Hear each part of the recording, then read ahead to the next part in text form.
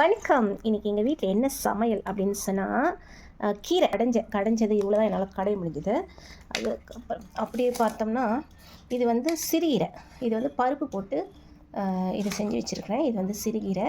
அதுக்கப்புறம் தொட்டுக்க அப்படின்னு பார்த்தோம்னா, காலிஃப்ளவர் கூட்டு. இதில் இப்போ என்ன ஒரு இதுனா, என் பிள்ளைங்க கீரை செஞ்சால் சாப்பிடவே மாட்டானுங்க. அப்போ இந்த கீரையை நான் எப்படி காலி பண்ணுறது அப்படின்னு சொன்னால், இதை வந்து நாங்கள் 5 பேர் இல்லையா, அதனால் 5 மடங்கா இது 1, 2, 3, 4, 5 மடங்காக செஞ்சு இவனுங்களுக்கு கொடுத்து சாப்பிட சொல்லணும்.